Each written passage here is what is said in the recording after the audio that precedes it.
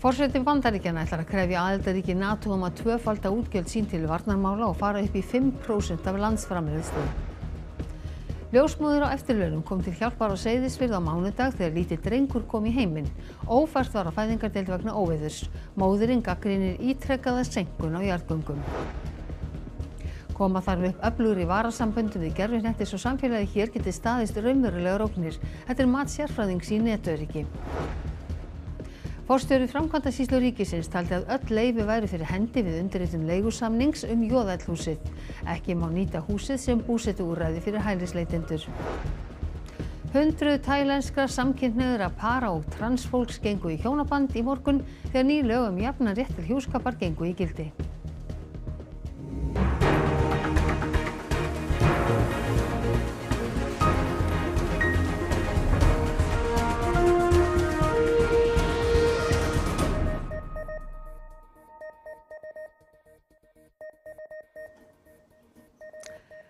Komið sæl.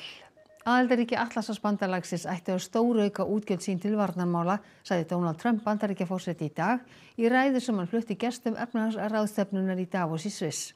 Trump virðist ætla að stilla til friðar í Úkraínu með því að fá olíuríki á borði Sádi-Arabíu til að lækka verð á olíu og knýja þannig Rússa að samningaborðinu. Segja má að þetta sé fyrsta stóra ávarpið í þessari seinni forsetatíð Trumps fyrir utan innsetningaræðuna sjálfa. Trump eyddi mestum tíma í að gagnrýna forvera sinn og tíunda sína fyrstu daga í embætti, en síðan beindi hann sjónum sínum að varnarmálum. I'm also going to ask all NATO nations to increase defense spending to 5% of GDP, which is what it should have been years ago. It was only at 2%, and most nations didn't pay until I came along. I insisted that they pay, and they did, because the United States was really paying the difference at that time, and it was unfair to the United States. But hér í Brussel, bæði hjá Evrópusambandinu og ekki síður hjá Atlantshafsbandalaginu, hefur verið beðið með eftirvæntingu eftir ræðu Trumps og skilaboðum hans til ríkja í Evrópu. Útgjöld Evrópuríkja í NATO til varnar- og öryggismála hafa vissulega verið að aukast. Flest að verja nú meira en 2% af þjóðarframleiðslu til varnar- og öryggismála og það nokkuð ljóst að krafa Trumps 5% verður rædd í þaula hér næstu vikurnar og mánuðina í aðdraganda leiðtogafundar NATO sem haldinn verður í Hollandi í júní. Mark Rutte, framkvæmdastjóri NATO, á sama máli og Trump. Hann segir að það verði að auka útgjöld til varnar- og öryggismála. We have to prevent the Russians from getting to a position where they could attack us. At this moment they can't. In 4 or 5 years they could, if we do not spend more. It's really crucial that we do this. We will decide in May what we have to do, but I can tell you it will mean considerably, impressively more spending on defense than we did so far. And it also means we have to produce more. And this is an issue not only for the European NATO partners, but also for the US. Collectively, we also have to ramp up the defense industrial base. Oddur, Trump að biðja NATO-ríkin að tvöfalda framlög sín til varnarmála og gott betur. Þetta hlýtur að vera mjög þungur baggi fyrir mörg ríkjanna. Já, svo sannarlega, og eins og Björn sagði hérna þá gæti þetta verið bara of stór biti fyrir einhver ríki og við getum svona ímyndað okkur hvernig þetta til dæmis fyrir okkur Íslendinga ef að landsframleiðsla 4.300 milljarðar eins og hann var árið 2023. Þá eru 2% af því 86 milljarðar en 5% eru 215 milljarðar. Þannig að þetta engin smá aukning sem verið að tala þarna en þrátt fyrir það, þá eru einhver Evrópuríki farin að svona miða frekar við þessi 5% nú þegar og spenna bogan þetta hátt. Til dæmis ríki í Eystrasaltinu sem að þekkja svona návíð við Rússa og þekkja það jafnvel að vera undir oki stjórnvalda í Moskvu. Þannig að það eru alveg einhver ríki farin að miða við þetta en svo eru önnur ríki sem eru mjög efins og hrista hausinn til dæmis eins og Þýskaland, Þjóðverjar eru mjög efins þetta þannig að þetta gæti orðið nýja viðmiðið en það yrði þá líklega mjög blóðugt fyrir marga, já. En Trump talaði líka að stilla til friðar með því að lækka verð á olíu. Hvað það sem hann á við? Já, það kannski best að láta hann bara að segja það. Hann sagði í ræðu sinni í dag að hann ætlaði að fara þess að leit við krónprinsinn í Sádi-Arabíu að lækka olíuverð og rauna líka aðra þjóðarleiðtoga og olíuframleiðslu ríkja að lækka olíuverð til þess að þá að koma einhvers konar höggi á Rússa og styrkja Úkraínu. Við skulum samt bara heyra hvað Trump sjálfur sagði. If the price came down, the Russia-Ukraine war would end immediately. Right now, the price is high enough that that war will continue. You got to bring down the oil price. You got to end that war. Og þetta svo sagði rússnesk stjórnvöld í dag að þau væru reiðubúin í viðræður frið í Úkraínu. Já, Trump sagði í gær að hann myndi falla frá öllum viðskiptaþvingunum ef að Úkraínustríðið tæki enda og rússnesk stjórnvöld svöruðu því til í morgun að þau væru til í viðræður eitthvað slíkt og svo berast fréttir af því að Rússlandsforseti Vladimir Putin sagður svona áhyggjufullur af efnahagsástandi í Rússlandi þannig að kannski eru að opnast þarna einhverju glufur, einhver tækifæri til þess að setjast að borðinu. En Dagný Hulda kynnti sér þessi mál betur í dag, skulum heyra frá henni. Donald Trump sem tók við embætti Bandaríkjaforseta á mánudag hafði síðustu mánuði lýst því yfir að hann gæti komið á vopnahléi milli Rússa og Úkraínumanna á innan við sólarhring eftir að hann tæki við embætti. Í gær hótaði hann rússneskum stjórnvöldum að ef þau myndu ekki semja við Úkraínumenn myndi hann bæta í efnahagslega refsiaðgerðir gegn þeim. Talsmaður Pútíns brást við færslunni í dag og sagði ekkert nýtt hafa komið fram þar. Trump væri mikið fyrir refsiaðgerðir. А так мы очень внимательно наблюдаем, конечно, за всей риторикой, за всеми заявлениями. Мы фиксируем тщательно все нюансы. Мы остаемся готовы к диалогу, об этом президент Путин неоднократно говорил, к равноправному диалогу, к взаимоуважительному диалогу. Stjórnvöld í Rússlandi bíði eftir því að Trump hafi samband. Fjölmiðillinn Reuters hafði eftir heimildarmönnum í Kreml í dag að Putin hefði áhyggjur af áhrifum stríðsrekstusins á efnahaginn. Háir vextir sem ætlaðir að hemja verðbólgu hafi þau áhrif að dregið hafi úr fjárfestingum. Sumir innan stjórnmálaelítu landsins væri því orðnir hlynntari því en áður að semja við Úkraínumenn. Þá hefur fjölmiðillinn eftir einum heimildarmanna sinna að Putin telji sig hafa náð helstu markmiðum sínum með innrásinni. Þar á meðal að hertaka land sem tengi Rússland og Krímskaga sem Rússar innlimuðu 2014. Ísland þarf að tryggja sér örugg varasambönd fyrir gagnaflutning gegnum gervinetti ásamt að koma upp skýjaþjónustu í gagnaverum hér á landi fyrir mikilvægustu gögn samfélagsins. Þetta segir sviðsstjóri Netöryggissveita Cestis. Hann segir markaðsbrest flækja málin. Gervihnöttum á brautum jörðu fer hratt fjölgandi. Starlink sem í eigu Elons Musks þekktasti rekstraraðili þessara hnatta en þeir bjóða upp á nettengingar sem hægt að nota ef sæstrengir og landlínur rofna.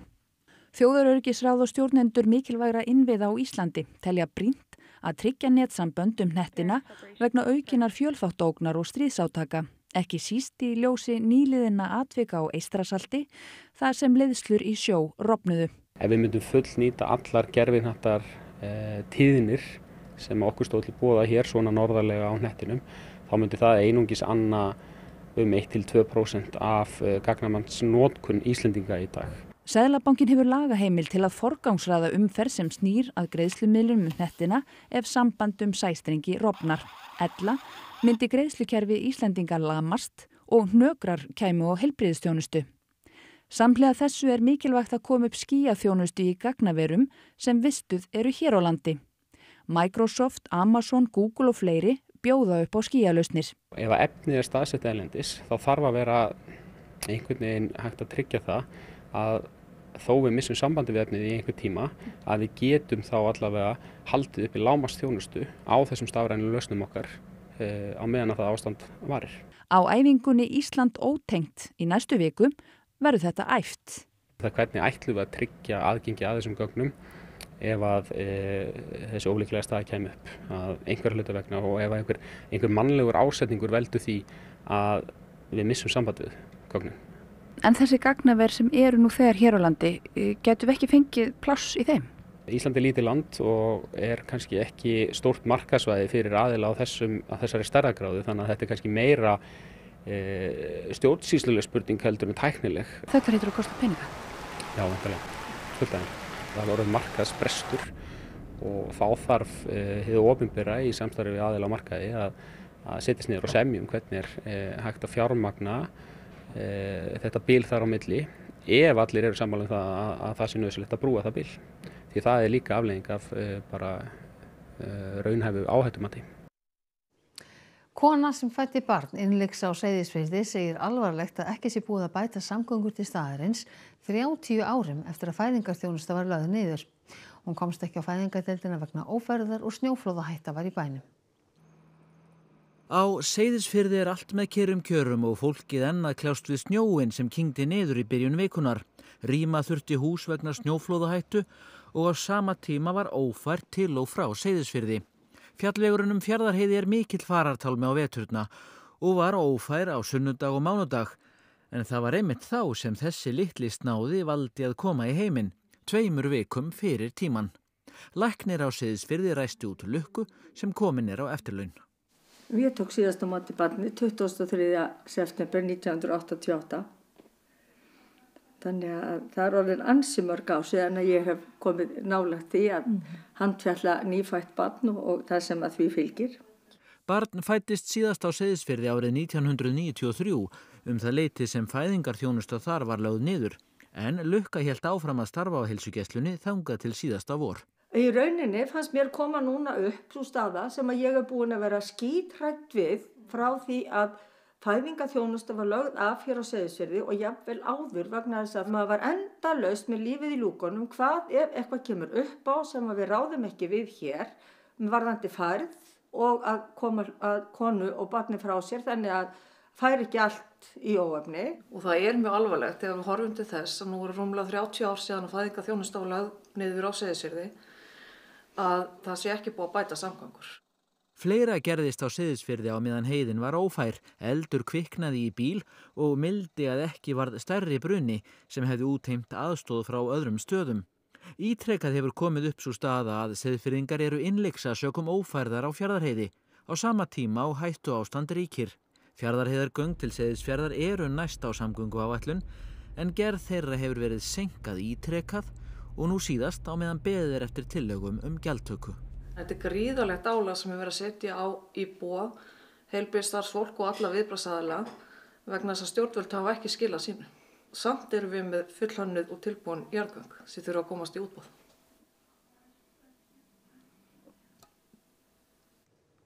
Forstjóri Vinnumálastofnunar segir boltann hjá Reykjavíkurborg eftir að úrskurðarnefnd umhverfis- og auðlindamála kvað upp að ekki mætti nýta Jóðeldhúsið sem búsetuúrræði fyrir hælisleitendur.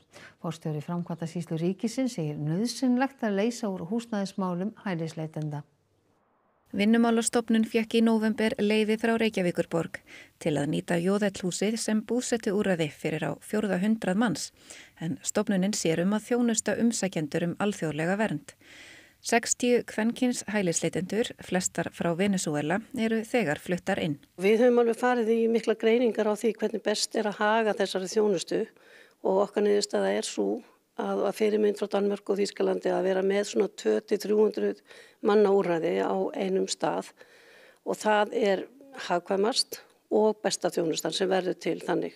Þetta er í annað sinn sem búsetuúrræði fyrir hælisleitendur í Jóðeldhúsinu er kært. Fyrri kæruna lagði eigandi húsnæðisins fram, en nú var það húsfélagið á Grandavegi 42.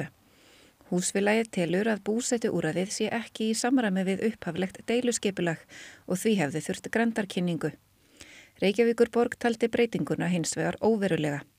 Í úrskurðinum segir að málsmeðferð skipulagsfulltrúa Reykjavíkurborgar hafi ekki verið rétt. Ég skal ekki segja, það virðist bara vera að þetta hafi á einhverju formgallar verið á þessu leyfi. Framkvæmdasýsla ríkisins sá gerð leigusamningsins fyrir Vinnumálastofnun. Við leigjum húsnæðið með þeim kvöðum að tilskilin leyfi til þess rekstrar sem fyrirhugaður var í húsnæðinu séu til staðar og höfum gengið bara út frá því og það til í morgun þá gengum við út frá því að okkar leigusali myndi vera með það og hann upplýði það sjálfur að hann væri með það á hreinu og vissi ekki annað. Þannig að nú eru bara breytt sviðsmynd sem við þurfum að vinna út frá.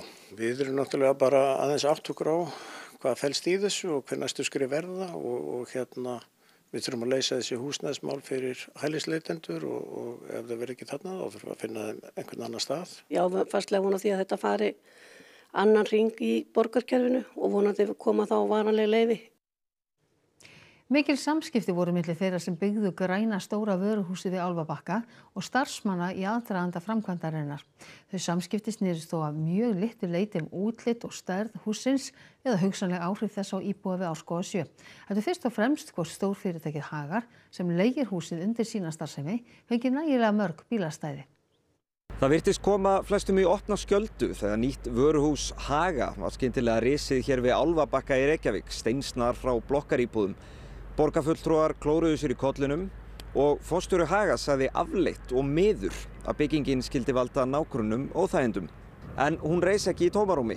Gögn sem Fréttastofa hefur undir höndum sýna mikil samskipti borgarinnar og fyrirtækisins Álfabakki 2 EHF sem reisti húsið.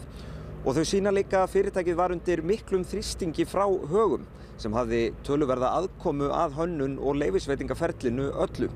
Samskipti borgarinnar og fyrirtækjanna tveggja virðast nær eingöngu snúast bílastæði og umferð. Hagar töldu sig þurfa 180 stæði fyrir rúmlega 200 manna vinnustað því þarna stóð til að höfuðstöðvar fyrirtækisins risu. Borgin vildi meina að 100 væru nóg. Hagar áformuðu að rifta leigusamningi sínum vegna þessa eftir að ekki fékkst samþykki fyrir bílastæðunum og kenna borginni Gögnin benda til þess að Einar Þorsteinsson borgarstjóri hafi verið meðvitaður þetta uppnám. Í tölvupósti frá Brynjólfi Þorkelssyni, einum eiganda Álfabakka 2 EHF, Einar sagður hafa átt símtal við forstjóra Haga og hafa lofað honum að málið yrði afgreitt. Í febrúar í fyrra virðist flækjan hafa verið leyst. Borgin breytir bílastæðastefnu sinni til þess að atvinnulóðir langt frá fyrirhugðum borgarlínustöðvum geti haft fleiri bílastæði. Það síðan ekki fyrr en í mars á síðasta ári sem borgarstarfsmenn fara fyrst að beina sjónum sínum að húsinu sjálfu og gera þá athugasemd við notkun, útlit og hönnun byggingarinnar. Meðan við gögnin þvælist málið út og suður í kerfinu en ólíkt bílastæðudeilunum þá þetta mál ekki leitt til lykta í meðförum umhverfis og skipulagsráðs. Ekki virðast vera gerðar teljandi breytingar á skipulaginu og í september það endanlega staðfest á afgreiðslufundi byggingafulltrúa. Ný forysta verður kosin á landsfundi Sjálfstæðisflokksins eftir 5 vikur. Þórdís Kolbrún Reykfjörð Gylfadóttir ætlar ekki að sækjast eftir formennsku í flokknum eða öðru embætti. Hún segist taka ákvörðunina með hjartanu. Bjarni Benediktsson tilkynnti 7. janúar að hann ætlaði ekki að sækjast eftir endurkjöri sem formaður Sjálfstæðisflokksins og að hann myndi hætta á þingi. Bjarni var kosin formaður í mars 2009 og hefur því verið formaður í 16 ár þegar hann hættir, lengst allra að Ólafi Thors var átöldum. Strax þann sama dag hófust fabúleringar eftirmann og sér í lagi nú þegar ljóst að landsfundur Sjálfstæðisflokksins verður haldinn mánaðamótin febrúar-mars. Þórdís Kolbrún Reykfjörð Gylfadóttir hefur verið varaformaður flokksins í 7 ár og leið ráðherra. Þegar hún tók við sem fjármálaráðherra, sagðist hún tilbúin að taka við flokknum. Það enginn að velkjast í vafa það að ég væri tilbúin til þess að leiða Sjálfstæðisflokkinn inn í slík kynslóðaskipti og það væri mikill heiður en það að sjálfsögðu undir flokksmönnum komið að segja til það. Í dag sendi Þórdís Kolbrún hins vegar frá sér yfirlýsingu á Facebook og segist ekki sækjast eftir formennsku eða öðru embætti á næsta landsfundi. Hún segist taka ákvörðunina með hjartanum, hún líti inn á við og spyrji sjálfa sig hvernig hún geti mest gert gagn. Hún ætli sér með stolti að gera það sem hún geti sem þingmaður í sterku liði undir nýrri forystu. Hún segir eðlilegt að þær raddir sem kallað hafi hæst á endurnýjun fái tækifæri til þess að reyna sig og flokkurinn fái að velja nýja forystu. Þá eru þau eftir sem oftast eru nefnd en það eru þau Áslaug Arna Sigurbjörnsdóttir sem flestir gera ráð fyrir að bjóða sig fram til formanns. Guðlaugur Þór Þórðarson og Guðrún Hafsteinsdóttir eru enn að íhuga framboðsmál. Landsfundur Sjálfstæðisflokksins eftir 5 vikur. Viðbúið að hart verði barist embætti forystunar. Kosningabaráttan farin af stað, þó aðeins á bak við tjöldin. Þórdís Kolbrún segir í færslunni í dag að Sjálfstæðisflokkurinn hafi ekki gott af innanflokksátökum eða hatrömmum flokkadráttum. Hvort það tekst á eftir að koma í ljós. Tæland varð í dag fyrsta ríkið í Suðaustur-Asíu til að leyfa hjónabönd fólks af sama kyni. Hátt í 2000 pör létu pússa sig saman. Lögin voru samþykkt með yfirgnæfandi meirihluta á tælenska þinginu í fyrrasumar. Kóngurinn staðfestu þau í október og þau tóku gildi í morgun. เห็นความเท่าเทียมที่คนมันเท่ากันนะคะอย่างน้อยการเลือกปฏิบัติมันน้อยลงการที่เราเรียนในยุคที่ผ่านมาค่ะการที่เห็น LGBT มันยังเหมือนเป็นตัวประหลาดอยู่ Samkynja pör hafa nú sama rétt til ættleiðinga og gagnkynhneigð pör. Þau hafa sama rétt til að erfa maka sinn og til að taka ákvarðanir veikist makinn alvarlega. And I think it's mean the world to everyone for Thai. Because then now we can express our love in public and we are accepted in the society, hospital, government's place and everywhere. Yfir 1700 samkynja pör gengu í hjónabandi í Tælandi í dag. Landið það þriðja í Asíu og það fyrsta í Suðaustur-Asíu sem heimilar hjónabönd fólks af sama kyni. Epivat Seri og Sepenju Penetkul hafa verið saman í 17 ár. Þeir biðu ekki boðana og létu pússa sig saman í dag. We are now allowed to build our own kind of family with the support of the law. Bergsteinn, hvað ætlið þið að bjóða upp á í Kastljósi kvöldsins? Við ætlum að tala lýðheilsu og heilsufar þjóðarinnar sem margt gott. Við langlíf og mælumst einatt í hópi hamingjusömustu þjóða en á sama tíma þá eru lífsstílssjúkdómar í mikilli sókn sem allt gera það að verkum að lífsgæði eru ekki að aukast í takti við langlífið. Og svo líka notkun þunglyndislyfja með mesta móti hér á landi. Við ætlum að fara yfir málin með þeim Axel F. Sigurðssyni hjartalækni og Tinnu Laufeyju Ásgeirsdóttur heilsuhagfræðingi og eftir. Líka kynna okkur þjóðaröryggi og áfallaþol sem verða meðal annars til umræðu í torginu á þriðjudag. Svo ætlum við að hitta fortíðardraugana Flosa og Baldur sem stýra hlaðvarpinu Drauga fortíðar og eru nú á hringferð landið. Frábært, takk fyrir þetta Bergsteinn, við missum ekki á Kastljósi og nú það veður. Í kvöld og fram á nótt verður talsverð eða mikil snjókoma eða sleita á sunnanverðu en þurrt norðan til. Það eru gular viðvaranir í gildi á suður- og suðausturlandi. Á morgun verður norðaustan átt á austurhelmingi landsins og snjókoma eða sleita af og til. Hægari vindur vestan til og yfirleitt úrkomulaust fram á kvöld. Hiti, hann verður í kringum frostmark. En það Kristín Hermannsdóttir veðurfræðingur sem fer nánar yfir horfur næstu daga að loknum íþróttafréttum sem Almar Ormarsson sér í kvöld.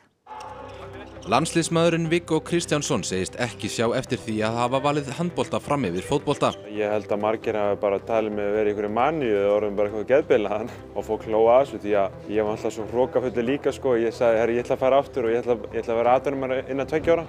Þjóðverjar undir stjórn Alfreðs Gíslasonar gátu farið langleiðina með að tryggja sæti sitt í 8 liða úrslitum heimsmeistaramótsins þegar liðið mætti Ítalíu í dag. Og óvænt úrslit urðu í undanúrslitum á opna ástralska risamótinu í tennis í dag. Íþróttir eftir andartak. Og þá ætlum við að rifja upp helstu atriði fréttatímans. Forseti Bandaríkjanna ætlar að krefja aðildarríki NATO að tvöfalda útgjöld sín til varnarmála og fara upp í 5% af landsframleiðslu. Ljósmóðir á eftirlaunum kom til hjálpar á Seyðisfirði á mánudag þegar lítill drengur kom í heiminn. Ófært var á fæðingardeild vegna óveðurs. Móðirin gagnrýnir ítrekkaða seinkun á jarðgöngum. Koma þarf upp öflugri varasamböndum við gervisnetti svo samfélagið hér geti staðist raunverulegar ógnir. Þetta mat sérfræðings í netöryggi. Forstjóri framkvæmdasýslu ríkisins taldi að öll leyfi væri fyrir hendi við undirritun leigusamnings Jóðellhúsið. Ekki má nýta húsið sem búsetuúrræði fyrir hælisleitendur.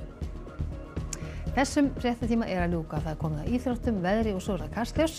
Næstu fréttir eru í útvarp og sjónvarpi klukkan 10 í kvöld og nýjustu fréttir má alltaf finna inn á ruv.is. Svo má alltaf senda okkur ábendingar á fréttir hjá ruv.is. En við á fréttastofunni, við ætlum að segja þetta gott að sinni. Verið sæl.